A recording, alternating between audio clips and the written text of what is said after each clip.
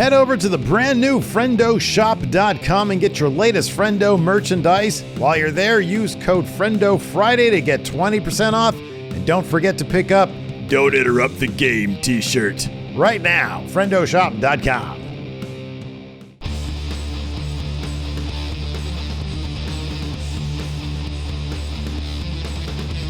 Hey, Friendo, Steve here. And Larson. And welcome back to Countout's podcast top 10 thing. You know the deal. We talk about things in a top 10 list. So this week on Countout, we left the decision up to the friendos, of course, on the Patreon, patreon.com/Stephen Larson, and our YouTube channel members, youtube.com/Stephen Larson. We left it up to them. We gave them two options. How to book Roman Reigns' title loss, which lost. And what you're seeing now is top 10 fixes that Triple H can still make to the WWE to make it more but better, Larson. Of course, last time on Countout, we talked about the top 10 AEW mistakes. Well, we're trying to hopefully prevent mistakes that Triple H could make by not doing the 10 things we're about to talk about. These are areas within WWE's creative that need to be addressed. Needs improvement. Need, I tell you. Yeah, not should, not could. Well, we're entitled to it. Hey, look, they want to get a 1.5 times multiplier, a 2 times multiplier. I think Brandon Thurston said that they might be expecting a 2 times multiplier, like double what their current deal is. That's crazy, but I mean that's guaranteed pretty much if they follow our advice. Paul, get him on the Paul. Call us. Right. We can talk. He does twice a week.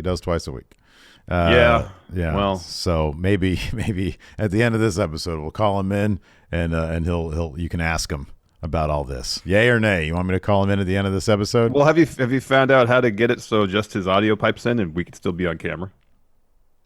I tried. Work on that, please. I spent like 3 hours on it yesterday. Solid. Yesterday in the evening from around 7 to 10. I spent 3 hours. Yesterday? Yeah. I was at your house in that window, and you were sitting on the couch. I meant the day before that. Let's dive into this, man. Number 10. 10. The draft. Fix the draft. It's been ages since WWE has done a draft that is timed correctly, makes any amount of sense. Yes, Larson, go ahead. I'd argue it's been since 2016. 2016 was a killer draft. That was the last time they did it right, and they got it perfect. That was when Finn Balor was called up through the draft, and they treated him like an absolute star. And then ever since then, largely due to a number of factors, I believe if I'm not mistaken, the 2016 draft was the first draft in it was a long time. It's when they resplit the brands. Yeah. And it felt special. And I still feel like the draft can be a really amazing storytelling device if it's treated a certain way, if it's handled a certain way, not haphazardly done to boost ratings, which seemingly is how they've done it over the past couple of years. One of the issues with the draft, of course, has been the timing, how they'll have a draft right before Survivor Series, which up until this year had been, for the last couple of years, brand versus brand. Well, it just sort of threw the idea. Yeah, it sort of threw the idea of brand versus brand out the window because all of a sudden new people are on these brands, and it was kind of bunk. I think that if they take an approach that spaces out the draft maybe so it's not every year, but every 2 years, every 3 years, and you put it right before Survivor Series, maybe they can alternate Survivor Series every 3 years before the draft. You can have a big brand versus brand blow off, and you tell these stories over the course of 2 or 3 years where there's a really strong brand identity, and then you have a big blow off. And then after that, after everything's sort of been exhausted, you have a draft, and then you wait another 3 years or so. That's one idea. Here's another. Have the draft after WrestleMania. WrestleMania is kind of the season finale of your annual WWE calendar. Huge stories wrap up at Mania, usually. Although now with WrestleMania Backlash, that's not always the case. So maybe after WrestleMania Backlash, you have the draft. Keep it for May sweeps rather than November or October, which had been the case prior to this years past. And even if they want to continue doing an annual draft, there's, for those out there who play any sort of fantasy sports, there's a variety of ways that you can retain part, if not all, your roster, and then there's still available talent in the draft pool. You know, whether it's each brand gets to keep 5, 10, 15 superstars, and everybody else is under, into the draft pool. You don't have a full-fledged main roster draft. Say there's 6, 7, 8 people you want to call it from NXT. You have an NXT draft. And immediately that's a way to get NXT call-ups to make an impact and make it seem important. Oh, this brand really wants me. So rather than just having a video package announcing like Lars Sullivan and EC3 and Heavy Machinery are coming up, and then weeks later they're still not there.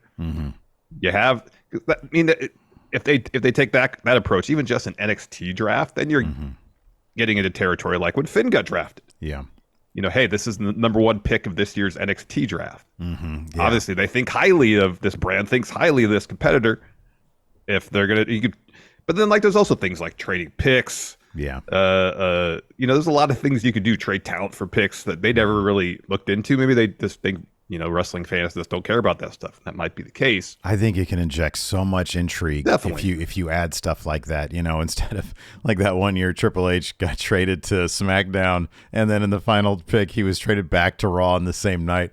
And it's like, you know, and honestly, and according to Bruce Pritchard, it was because they realized during the draft, oh man, this is too lopsided. It's like, you need to think about this beforehand. And I mean, dude, one thing that Triple H I think has been good at is one small detail that he's established is trying to explain things, trying to make things make sense. When Sarah Logan has her name changed to Valhalla, they say she went by Sarah Logan. Now she wants to be referred to as Valhalla, as opposed to, oh, it's a brand new person. And you know, it's honestly, it's just those little details that shows they're not trying to insult our intelligence. Like wrestling, you already have to take a certain leap in logic about these matches that are happening on our screen. Try to make the details make sense. And the draft is something that too often hasn't made a lot of sense with how they execute it. And I think that Triple H could look at this as an opportunity to tell, like, you know, every couple of years or even every year. I actually kind of like your idea of having it, you know, an annual thing, or if that's what you're saying, after WrestleMania, because, you know, wrestlers can ride into WrestleMania thinking, hey, this is our last big shot to do X, Y, or Z before our group gets split up in the draft, our tag team gets split up, before, you know, we want to make our statement here on this brand to increase our value going into the draft. So it can add another level of stakes heading into WrestleMania or just wherever you are. Yeah, exactly. You know, if it could motivate people further to perform well at WrestleMania, to rack up some wins. Yeah, maybe someone's got a title shot and they're like, well, if I got to win this title now, otherwise I could be drafted to the other brand and I got to start all over again. You know, there's story potential or something like that. And it'd be interesting to see if they would actually explore that rather than just apparently not. I hope they do. I think it's a wonderful storytelling technique or a convention. Let's move on to number 9. Fix the GM situation. So when certain things happen, Triple H shows up and he, you know, we all know that Triple H is the guy. He comes out, he has his microphone. We all know he's the guy. But then recently, after a little bit of an absence, Adam Pearce has been coming out. And maybe it's a situation where he's a lower level official and he deals with lower level things like trying to check Bobby Lashley. But here's the thing, Bobby Lashley really didn't seem too concerned with Adam Pearce. If it was Triple H saying it, then maybe there would have some heft to it. So why even bother with an Adam Pearce?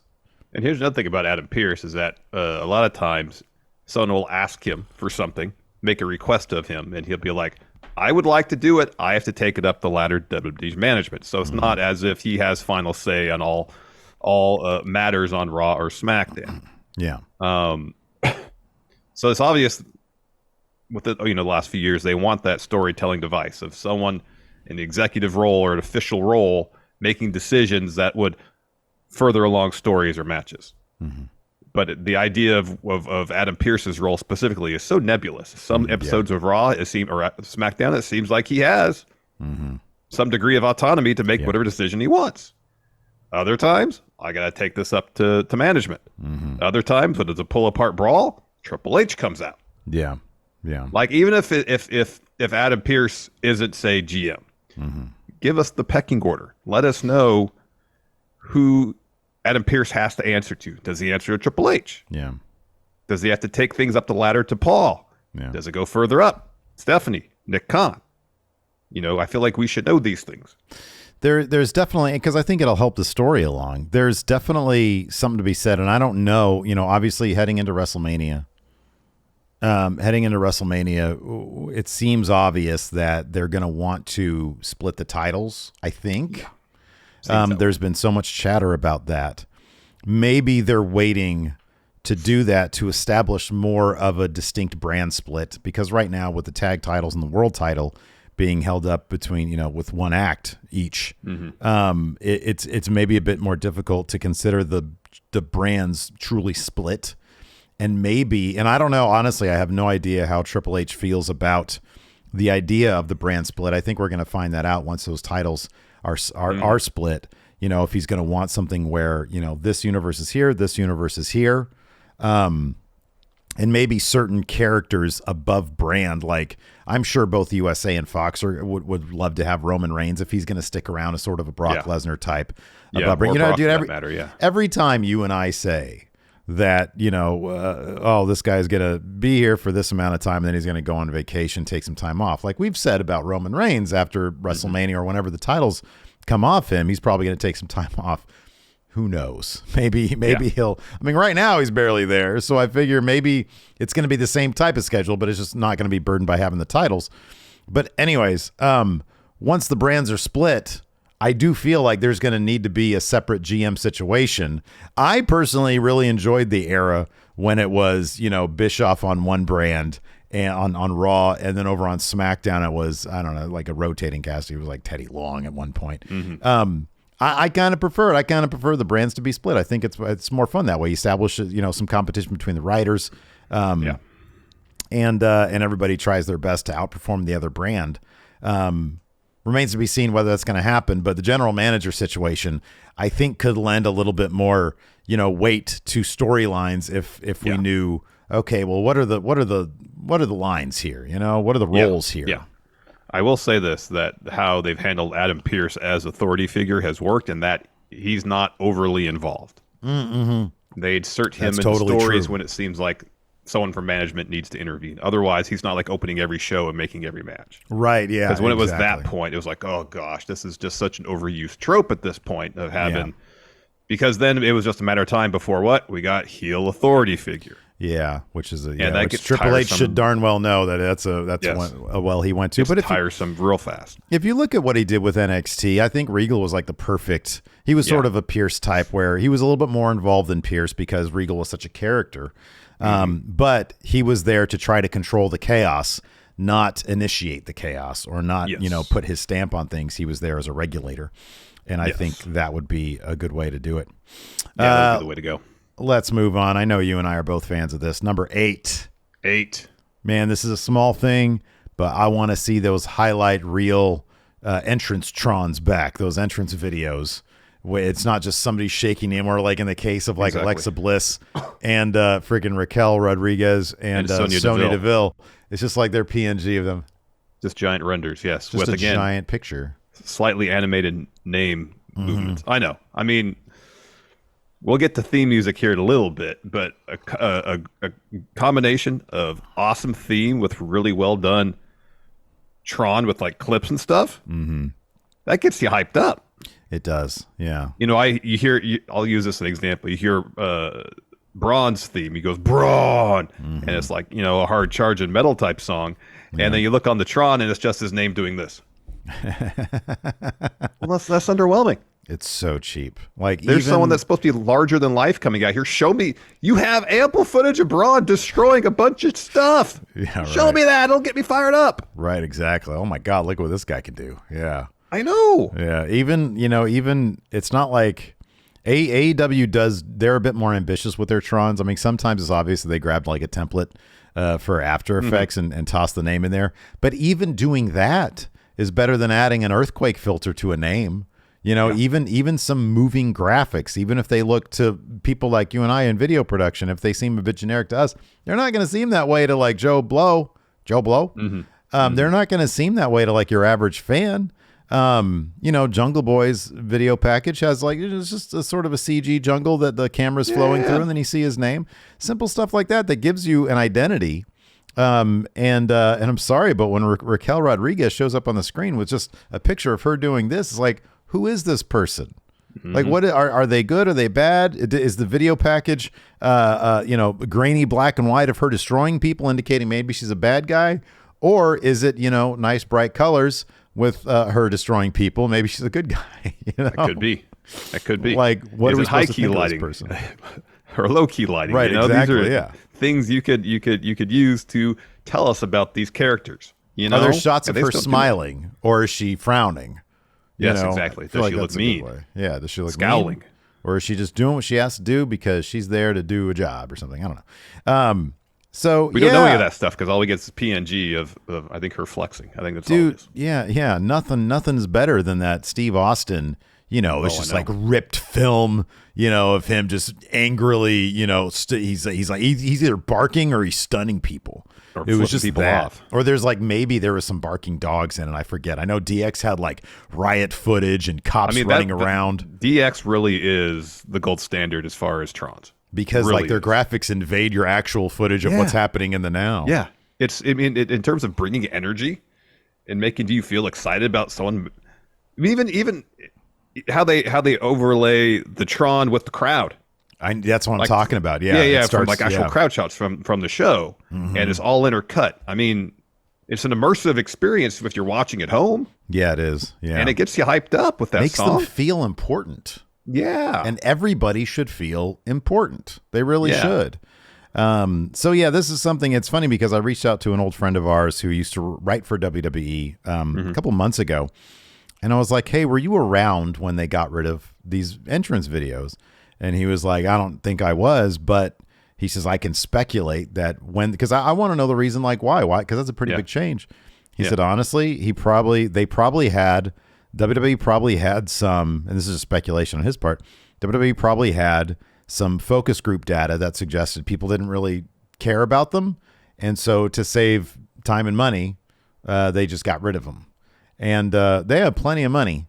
And I feel like it wouldn't be that like these days, especially with technology, it is fairly easy to whip up a highlight reel.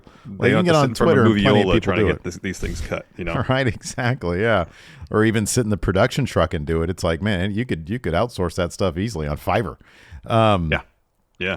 And, so yeah, man, I think that's something that could liven up the entrances. And, you know, I know they have the ARGs for like, I think that's what they're called for like the CG in the in-arena CG stuff that we can see at home, but they can't see there of like, you know, the bloodline and their giant statues. But I kind of feel like that stuff to a degree, like with the exception of Xia Li, it looks cool at home. Some of them are exceptional. Like Finn Balor had the vortex. The nebula was pretty neat. Yeah. Even Judgment Day has like the giant, you know, dudes. Yeah. But like by and large, with the exception of like Xia Li's lightning bolts were really, really creative. But like, I don't know, they just sort of pale in comparison to like a really well put together Tron. Yeah, no. In terms of bringing the energy, in terms of building anticipation and excitement for someone making their entrance. Yeah, 1,000%. Because that's what they're supposed to do. The theme song and the Tron is supposed to get the crowd hyped for whoever's about to enter the arena. Yeah, right. And you know, shaky movement filters on someone's name just doesn't cut it. Yeah, totally. It doesn't. Yeah. Yep. So we're going to get to the next one in just a moment here. But first, we're going to take a quick break to get a word from our sponsor, Raycon. Hey, Larson. Yeah. It's the most wonderful time of year. It's the holidays. But that's not to say that there's not stress this time of year. You know, maybe you got to worry about holiday travel or prepping a meal for your entire extended family, some of whom you might not even know. Maybe you got to be around some family members that absolutely drive you up the wall. That's even worse. The last thing you want to stress about then is finding a great gift for everybody on your list. That's correct, Steve, and that's why my go-to gift idea is some premium audio products from Raycon. I've been using my Raycon wireless earbuds for a while now, and I found they're useful in just about any situation. I use them to listen to podcasts or music while I'm working out like I did yesterday, or I'm out running errands, or if I just want to sit down and listen to something mellow and relax.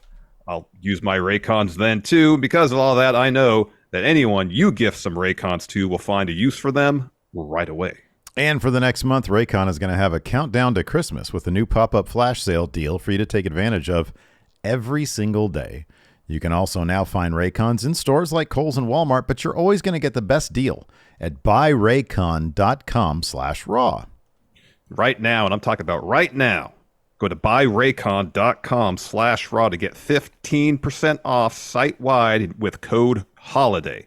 Plus free shipping. That's code HOLIDAY at buyraycon.com/raw for 15% off your Raycon purchase. buyraycon.com/raw. All right, let's continue our list of things that Triple H probably still needs. I'm sorry, what did I say probably for? Absolutely. 1,000% needs to fix with WWE. This is number 7 here, and I'm going to change it slightly from what it says. Either bring back somehow, some way, some possible way, CFO $, or Jim Johnston, preferably. And then maybe utilize the services of Def Rebel, which is currently their entrance theme providers, content creators. Maybe utilize them in a different way. You know, I don't want anybody to lose a job. I don't want that. Whatever they got to do with these current people, put them in NXT. Maybe they could use some developmental. But CFO $ had bangers, Larson. So bangers. I did a little reading up on it because, you know, I don't know if we covered it at the time, but there was some issues with CFO $'s publishing company. Yeah, it was confusing stuff. It is. So I read up on it again, and I think I understand it a bit better. Okay. So CFO $ had an issue with not being paid by their publishing company. So CFO $ went to WWE to buy them out of their publishing deal to make them the in-house composers for the company. The publishing company rejected that proposal. In the end, publishing company let CFO $ out of their deal, but there was a no-compete clause. So it kind of, I don't know the duration of no-compete, but it kind of made it seem like CFO $, they broke up, and it kind of seemed like they were just kind of forced to stop based on signing that publishing deal. It's been a few years since all that went down. Again, don't know the duration of the no-compete. So as much as I would also love CFO $ to come back and start doing themes, I just don't know if it's possible. Yeah. At this juncture, unfortunately. Love to see it happen. As far as Jim Johnston, I don't know what's keeping WWE from bringing him back. Yeah. The guy's a legend when it comes to wrestling themes. Absolute legend. You got to wonder if this is one of those situations, and again, I don't know, but if the cost of production, you know, WWE, they went through that whole era of like just trying to cut as much cost as possible. They're laying people off left and right. And I get it. You're trying to increase your valuation and all that kind of stuff, trying to keep your stock price up. But I wonder if because Jim Johnston, and I did not listen. I know he did an interview with, I think, Chris Van Vliet, and I always meant to listen to it. But I wonder if it was a situation where what he did was sort of a traditional method compared to, you know, just like one or two dudes at a frickin', you know, I don't know. I don't know how that stuff works. Well, I mean, I guess in terms of recording, it could have been a situation. It seemed like Jim Johnston did a lot of that himself. That's what it looked like, yeah. You know, he had his home studio, and I'm sure, you know, and it could just be a simple matter of doing it through the years. He negotiated himself a higher and higher rate, and it got to the point where WWE's like, well, this seems like it's too much for us. And he's mentioned a cost-cutting move. And so Def Rebel comes in. Oh, that's probably CFO $, yeah. Yeah, CFO $, but they weren't in-house. CFO $ was not in-house, like Jim was. Yeah. Jim Johnston was their in-house composer. And excuse me, I don't know if Def Rebel is in-house or not. I'm not sure, yeah. But if it's a situation where they can pay, you know, anybody a fraction of what they're paying Jim Johnston to make music, which I don't know how high of a priority they put on that. Yeah, that's the thing. You know, I don't know either. Again, you'd like to think that, you know, Triple H came up in the era when they could literally release CDs that would go platinum or whatever it was. I'm pretty sure one of their CDs went platinum because there was bangers on that first one. That one that had Stone Cold and Triple H's first theme and the Brood theme and the Rock. DX's theme, yeah. Yeah. That had to have done a lot. Maybe they listen to Def Rebel and like, this is good enough. This is cool. But it's, man, when you think about all the amazing music that CFO $sign put, I think they're CFOs. We like to say it's CFO $sign because it's funnier. Yeah, I don't know. It's just Def Rebel is not doing it. They're not doing it. I can't think of a theme song that they've composed. Unfortunately, even Gargano's, they had to like remix and add like a male vocal to it. And I'm glad they recognized at least that his song was really, really good. The Rebel Heart one was really, really good. So they tried to maintain it to a degree, but like, it's just none of it's really the same, man. None of it's the same. I know. And there needs to be a change with the music because it used to be. And maybe we'll get more of what they're doing like with Bray Wyatt, where they brought Code Orange in, friendly names like Poppy was always around the NXT scene back in the later Black and Gold days. Maybe they'll do more licensed stuff from like indie talent or not huge artists. Yeah. And maybe they'll do that a bit more. I don't know, but you want to give everybody, the best chance to succeed. That's what it seems like Triple H wants to do, as opposed to, debuting Karrion Kross in a bucket on his head and making him look like an asshole. He's trying to give everybody the best, chance to succeed. Part of that is the packaging, presentation, and part of that is the music, and that stuff really matters. So it really does. I mean, I think in terms of presentation, Karrion Kross is sort of, again, the modern day, gold standard as he was booked in NXT and now on main roster. His entrance, the Tron fits. I mean, that case, like the Tron is his environment, and it adds to the overall effect. And you want to aim for that every single time. You definitely do. You want to come up with a presentation for the character that enhances the character that you're presenting to your audience. Do we know I mean, if this is the case, then I have to eat a little bit of crow. Was Karrion Kross's theme, was that Def Rebel? I'm not sure. Yeah, I don't know. I can look into that. Seems like that might be the case, but that's a killer theme song right there. That is a good theme song. Yeah. It is a good theme song. All right, let's move on to number 6. Make Money in the Bank compelling again. Now, there's been rumblings that it might end up as a ladder match at WrestleMania again. Triple H, yes, Larson, go ahead. I can confirm Karrion Kross theme is a Def Rebel song. Well, good for them. If they hats off to Def Rebel then. If they aim to make every theme song as compelling as that one, but like when I heard that new Shayna Baszler theme months ago, especially compared to the other one. But anyways, let's talk about Money in the Bank. Triple H spoke in his typically elusive way on when talking about gimmick matches like Money in the Bank. We got to look and see what's best for the story and for the brand. Okay, we get it. Not going to tell us. And so who knows what the future of Money in the Bank as a pay-per-view, what lies there. I personally think they should keep it as a premium live event because I think that it just adds to their schedule. It's another big event that people can get excited over, as opposed to an event within an already massive event, WrestleMania. Yeah.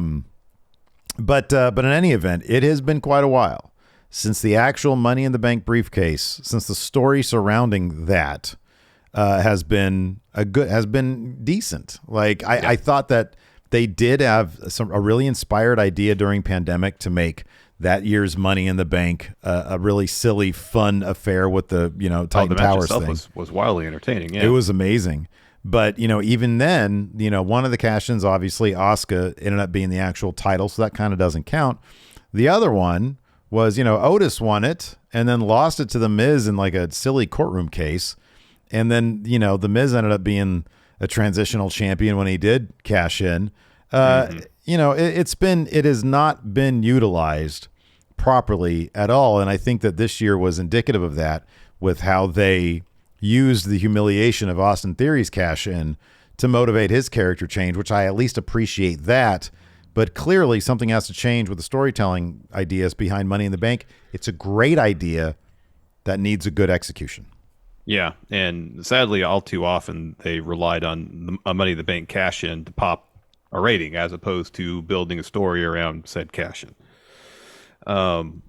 I think if they keep it on the pay-per-view schedule as its own show, keeping it in May, again, Mania season finale, if you will, pay-per-view wise at least, season premiere, you can have Money in the Bank. Then whoever wins it basically has an entire year leading up to WrestleMania to cash in if they want to. Because it's always great to have that, potentially looming as a scenario where, we can have a really good Money in the Bank cash in at WrestleMania. Because first time that happened, it was awesome. Yeah. And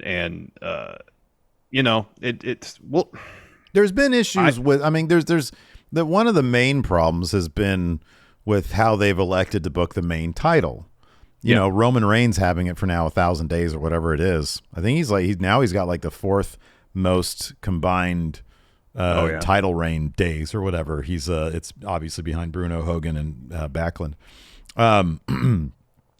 And with the guy that dominant, and you have plans for that, Money in the Bank's going to take a back seat. There's nothing you can do with Money in the Bank.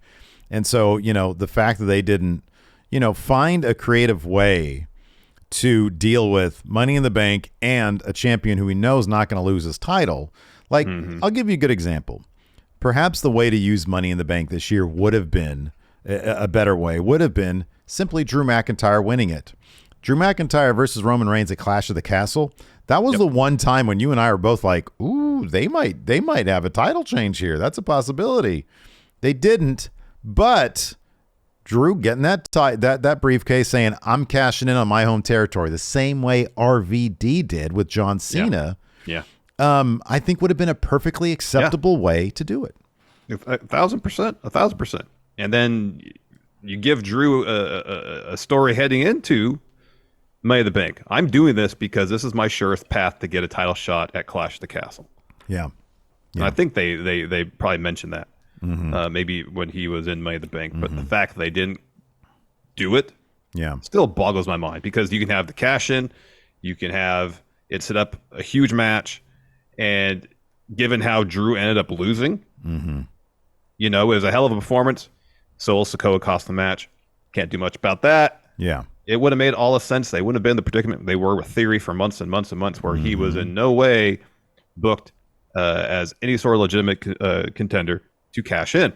Yeah. And it makes Drew look better by winning to get there. And on the road too. I know they did this to a degree, but you could have had Sheamus trying to take that off him with the case, I beat him, I cashed in successfully before, and and Drew can be goaded into putting up the briefcase, and then wins just a killer match between those two where we all think, hey, they might take this title off him, or the briefcase off him. There's a lot of story conventions they could have told along the way leading to Clash of the Castle using that, and it made Money in the Bank feel like a massive deal. And instead they put it on a guy we knew from the second he got it, he ain't going to cash in successfully. Yeah, no chance. We knew there was no chance he was going to cash in whatsoever. Yeah. So, they should really, figure out some more creative ways to handle Money in the Bank. Yes, because there's still a lot of story options there they haven't pursued with that convention. Yeah, no, absolutely. They still haven't had someone actually declare I'm cashing in Mania and actually do it. Yeah, exactly. Yeah. Let's move on here. Number 5. Triple H needs to fix WWE's relationship with CM Punk. When I say WWE, I kind of mean Triple H's. Triple H has been.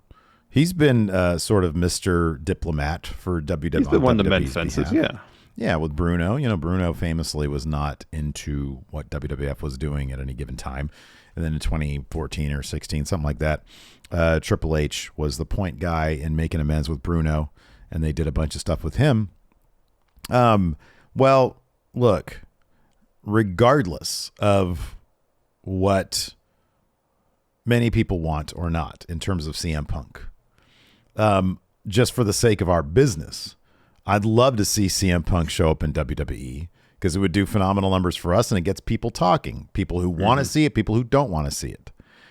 Clearly, he was a big deal for AEW. The numbers have proved that out. The numbers don't lie, The numbers don't lie. And whether or not you or I believe that he would have something to offer creatively to the product to enhance it, I don't know about all that. But I do know that from a business standpoint, I don't know why it would be a bad deal. I really don't. If you keep him, if you think he's going to be a problem with the locker room, you keep him away from the locker room. You use him as a Brock Lesnar. And I think that there's no downside to that. It's just you have to wonder what's the relationship like between Triple H and CM Punk, a guy who just when Triple H took over, CM Punk was on record saying nothing's going to change. Yep.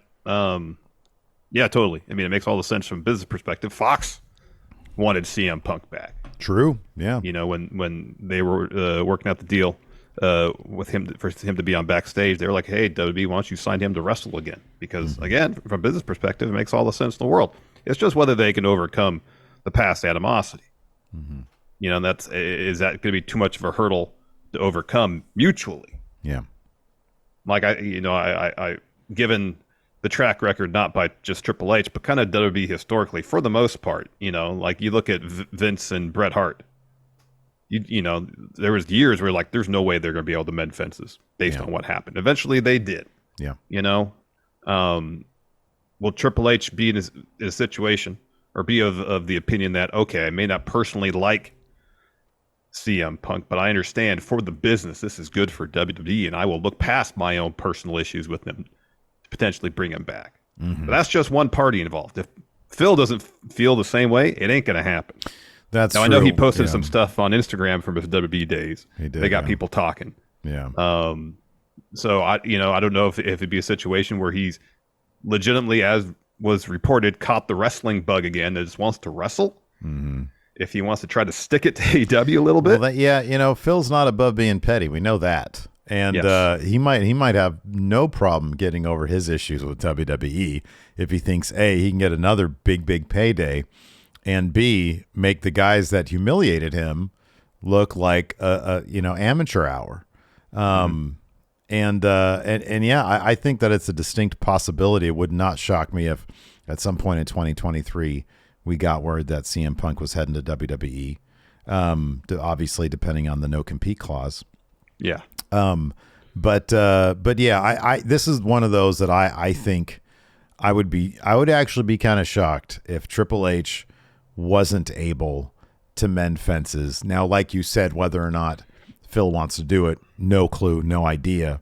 But yeah, I think Triple H has learned how to be, you know, a diplomat in the last decade or so. And I know that, I mean, hell, Phil even said, CM Punk even said in that backstage interview, yeah, I'm dipping my toes back in. I might be interested. And then later on, he says, yeah, there's a lot. I expressed interest, and there was a lot of games being played. Well, maybe it's time to play the game. Sorry. Maybe it's time to play the game, huh? I felt dirty saying it. All right, let's move on. Number 4. The messy title scene. So both the world titles are on Roman Reigns. Both the tag titles are on the Usos. But there's a separate Raw and SmackDown women's titles. There's, of course, separate mid-card titles with the IC and the US title. Am I missing anything? There's one set of women's tag team titles. On main roster, of course. I don't know if it's going to be a brand split. Obviously, they have to separate the titles, but then you have two scenarios in which you got to have like the titles actually be separated. And that there might be some contrivances there. So there's a number of ways you can do this, but it does need to be fixed. Let's talk about the latest bit of news from Meltzer, the latest newsletter. We're recording this early December 2022 for anybody who might be watching this in the future. Yeah, 2025 or something. Oh, these idiots. Yeah, something like that. To check and see how many of these ideas that we're pitching to Paul have been implemented. Anyways, Dave was reporting in the latest newsletter that there's a scenario being floated around where Roman would wrestle both days of WrestleMania. Defend each title each night. Night 1 against The Rock. That match Roman would win. Night 2, you would think against the winner of the Rumble, most likely, I think in this scenario, it was Cody. Cody would beat Roman for whatever belt they won on Raw. Roman leaves WrestleMania still, in this scenario, Universal Champion. Cody then would have the Raw Championship. I guess the crux of that would be motivating Roman wanting to defend the titles both nights.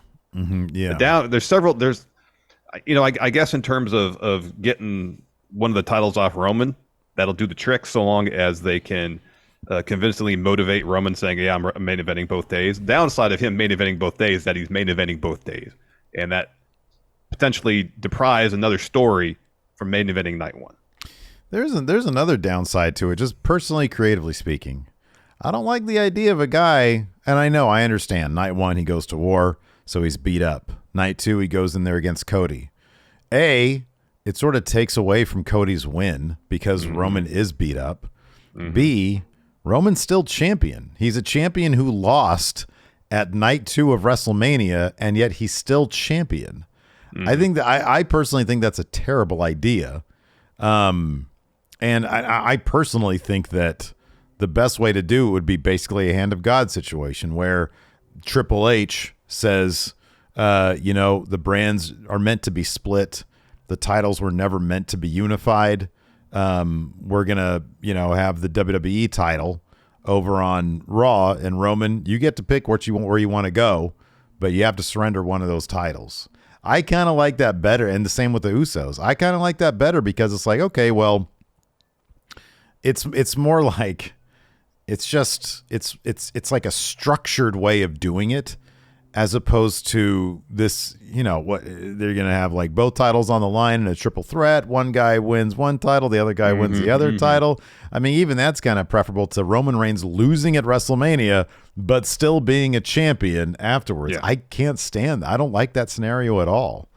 Like, who gets to lose WrestleMania and then still hold the title high, I know. Not into it. It's like, man, Cody Rhodes just beat the Undisputed Championship. All those other guys who took on Roman Reigns would have had both titles, but Cody just gets one of them. Yeah. I'm not huge on that scenario. And hey, maybe, people wouldn't be huge on my scenario. That's fine.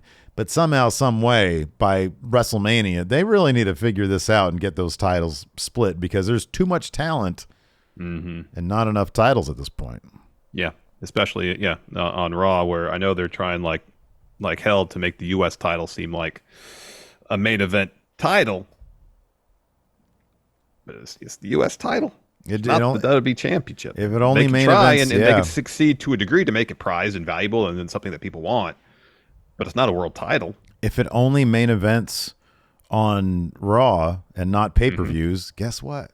Not a main event title. It's like when main event title. It's like when AJ held the WWE title. Granted, that was a world title, but man, he never main evented pay-per-views with that title because the other guy had it and it was a bigger deal.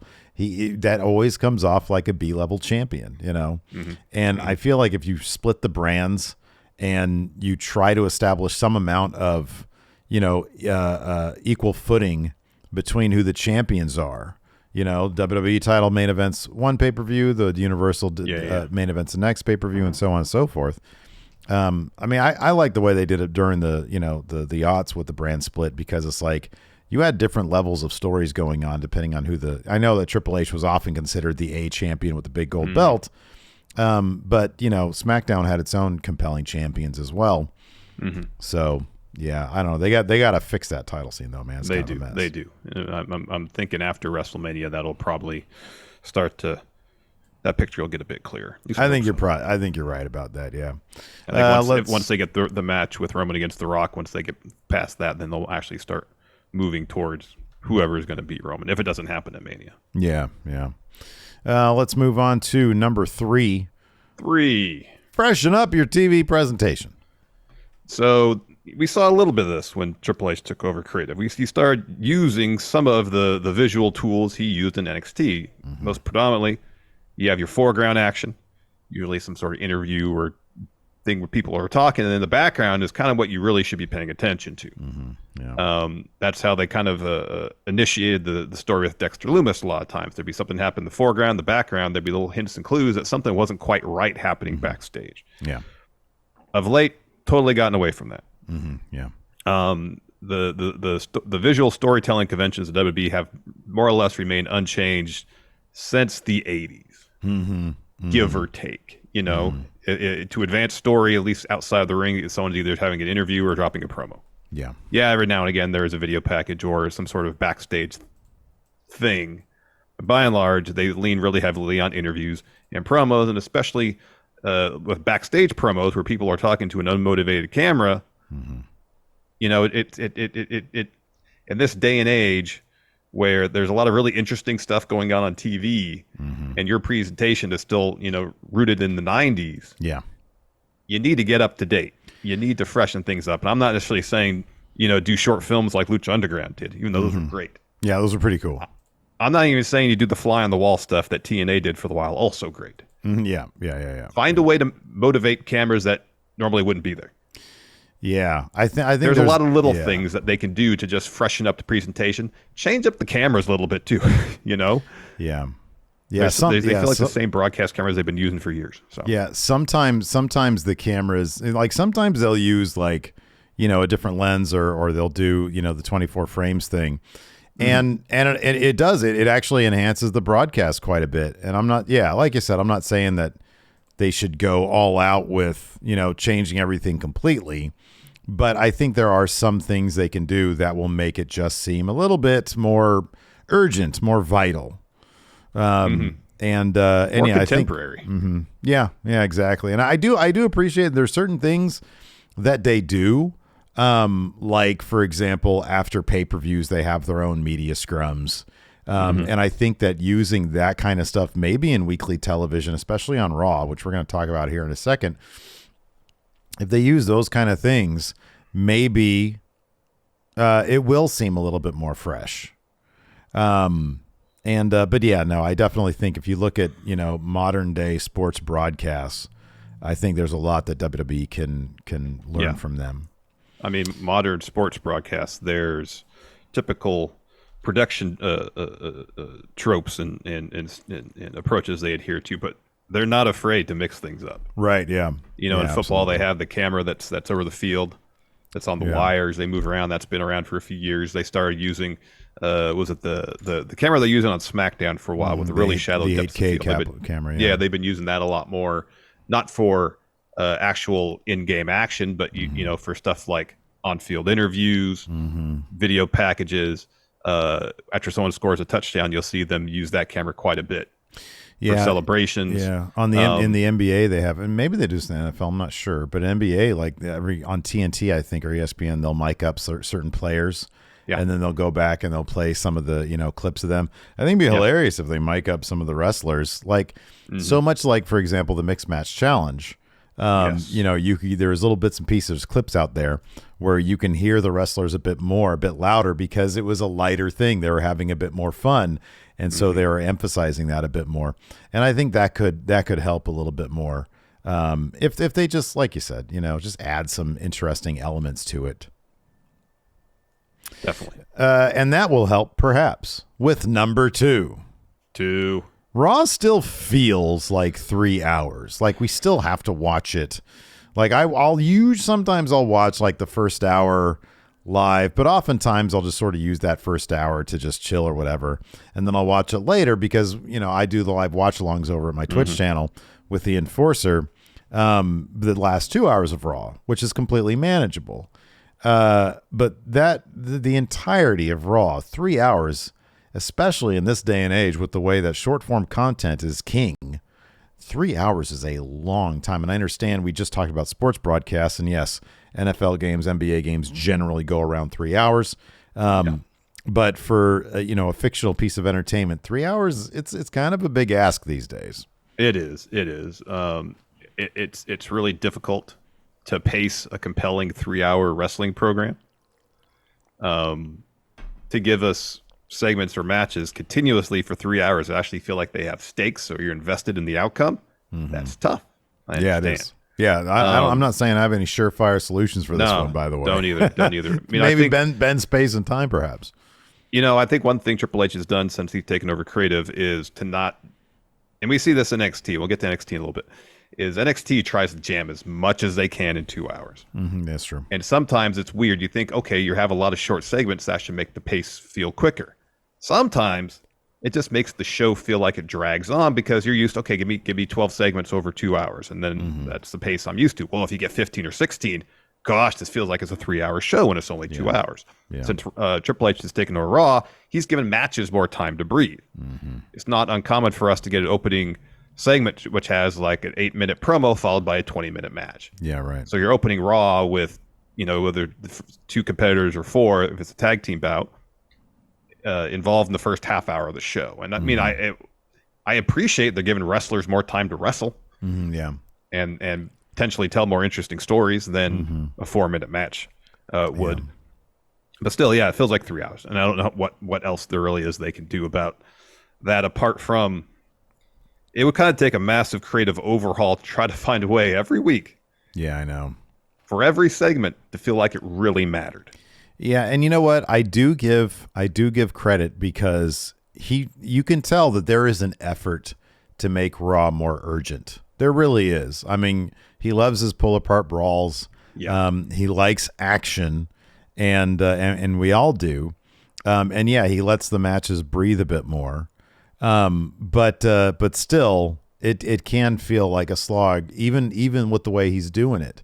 Mm-hmm. I don't think there's any way in the world that they would ever scale it back down to 3 hours. But you got a new TV deal coming up soon. Mm-hmm. Maybe say, hey, look, we feel like we can get better ratings if we bring it down to 2 hours. I mean, that's like the number one complaint from people. And let's try this. Now, I have no idea how much USA would be leaving on the table.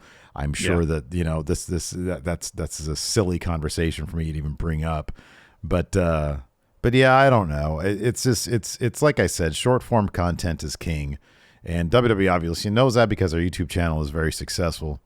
Mm-hmm. But man, yeah, that 3 hours, that can be a lot, man. That could be a lot. Mm-hmm. And it's funny because like I can sit through a 3-hour pay-per-view and be so happy.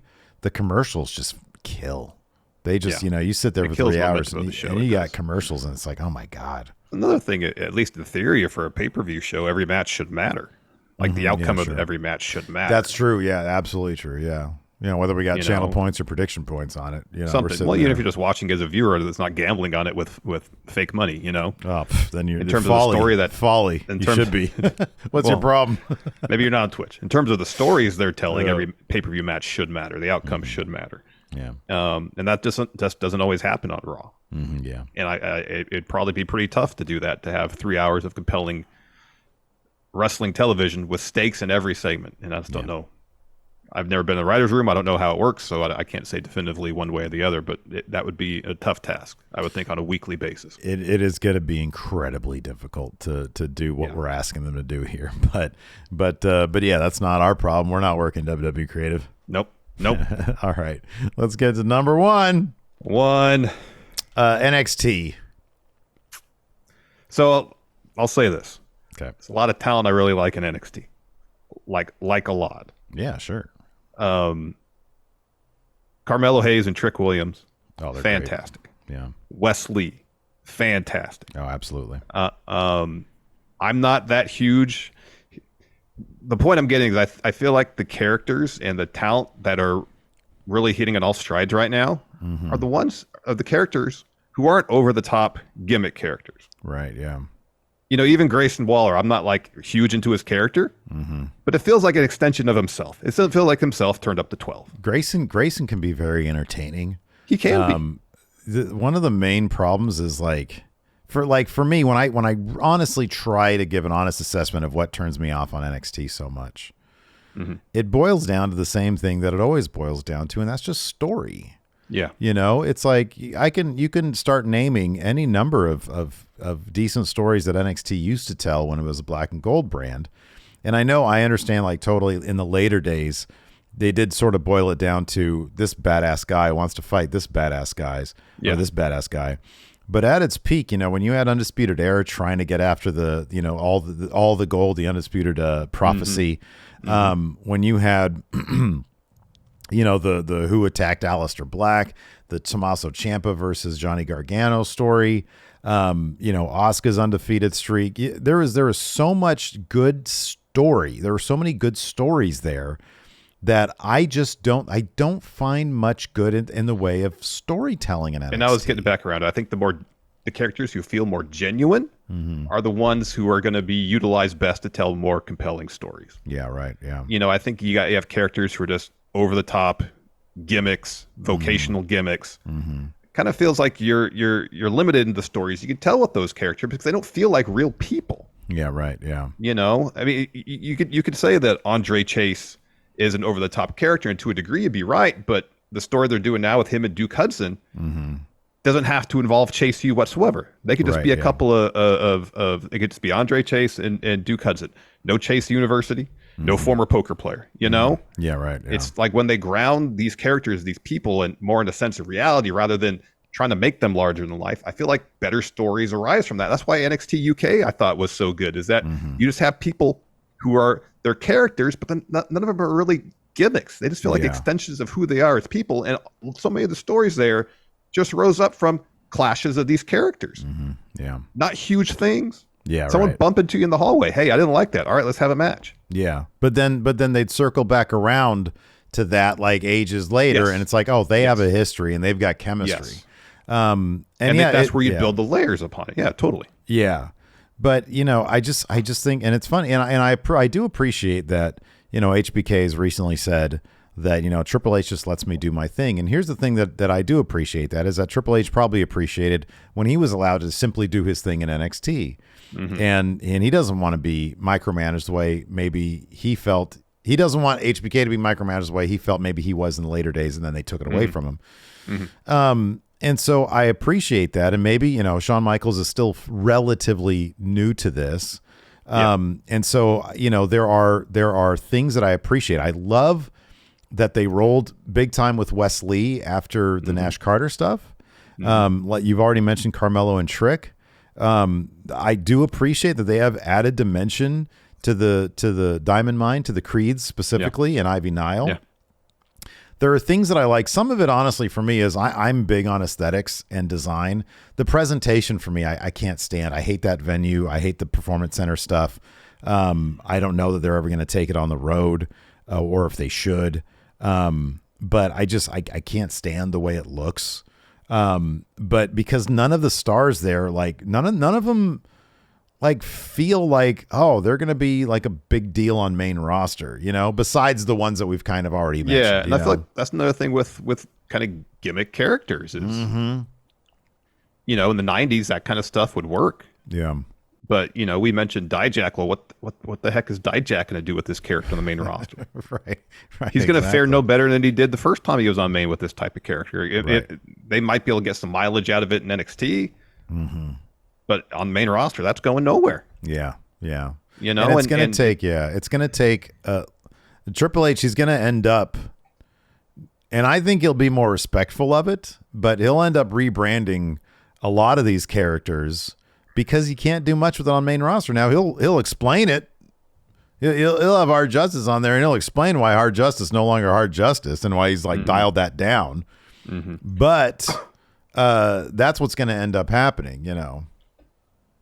Kind of the one character that kind of epitomizes NXT in my eyes is Joe Gacy, where his character as it kind of exists now has gone through, you could probably count at least half a dozen iterations. Sure, yeah. Where it starts with one idea, this isn't hitting how it should. Let's move to this. Let's move to this. Move to this. And it seemed aimless for the longest time because I think they were trying to find something that would work. Yeah. It kind of feels like now they're close to getting there. I think they are. Yeah, I think they are as well. And it feels like so much what happens in NXT is trial and error. And you know, when they did the relaunch at 2.0, we kind of joked that, well, NXT now is us watching people learn how to wrestle. Yeah, right. And it hasn't exactly been that, but I think it has been us watching performers learn who their characters are and should be. Yeah. And sometimes from a creative standpoint, that seems like there's no vision behind it. Yeah. But at the same time, that's, I think in our minds, we kind of have to say, well, okay, that's not what NXT is there for. This is very much a week-to-week this is about process, I think NXT is. It's not about destination. Right. And, you know, we've been saying that from the relaunch too, but at the same time, it's hard to, we're so conditioned to expect stories to go from A to B to C and hope to have a vision behind it. So when we reach the conclusion, there's some sort of satisfaction in terms of how the story is being told. And I just don't know if NXT is booked, is approached in that way. Yeah, I don't know. I just don't know if it is. I don't know if there's, if Shawn Michaels has a notebook with a bunch of notes about how he wants these stories to go, and I'm not blaming him, because when you got a lot of people who are learning how to professionally wrestle, things change on a regular basis.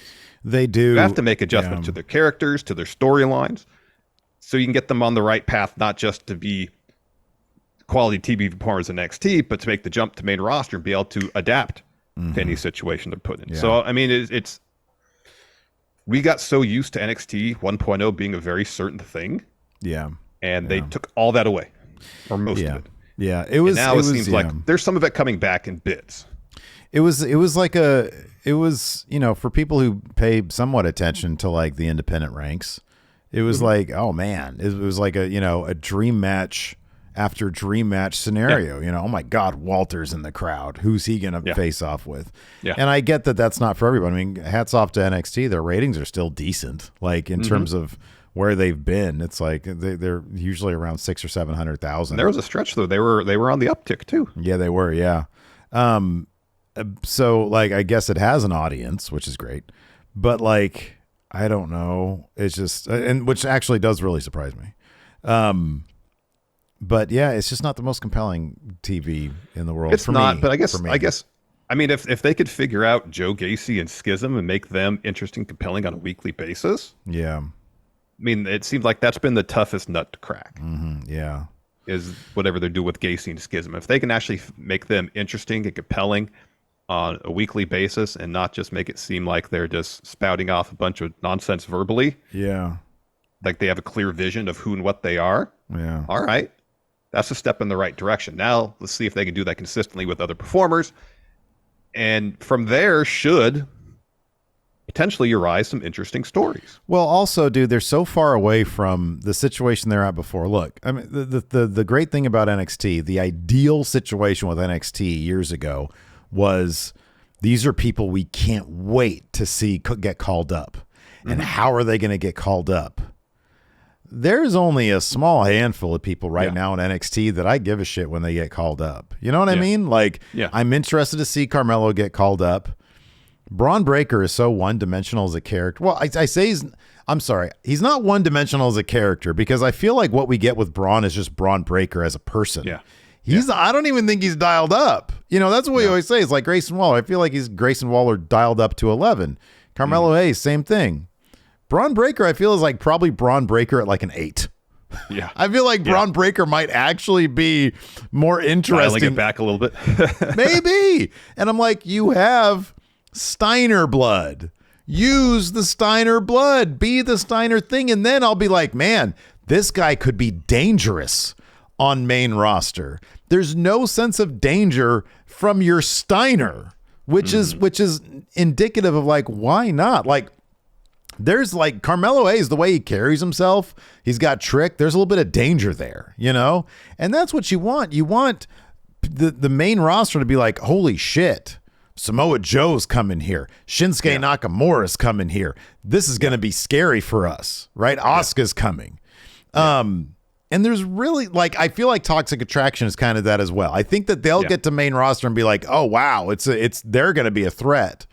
Yeah. There's just so much fewer threats for main roster because they started from scratch, and that shit takes time. And we didn't see it all happen in NXT before because these people came in with reputations and characters, and regardless of whether or not you were following before, that you knew that. Like they showed up, knew their reputation totally, and they knew who they were and what they were.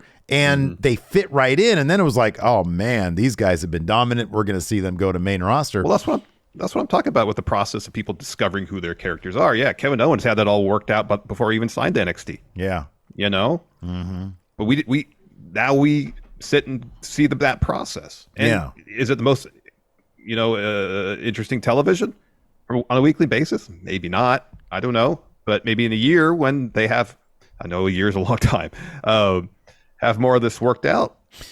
Yeah, but dude, this is a situation where we're watching wrestlers learn how to be, or people learn how to be professional wrestlers, but also Shawn Michaels learned how to be a booker. That's the thing. A year is not that. It really isn't that long. It really isn't.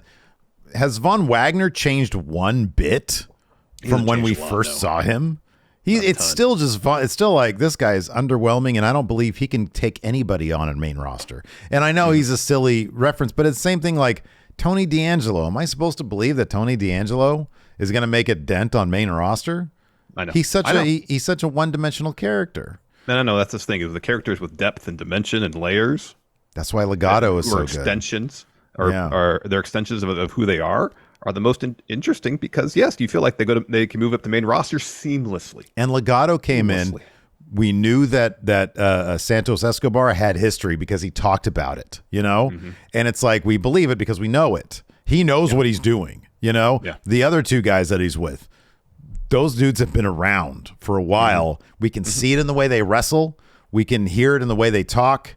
We can understand it because they've mentioned that they've been around for a while. And there's something to be said about people coming in with that experience, because if they have experience, theoretically, that means they can hang with the people on main roster. Yeah.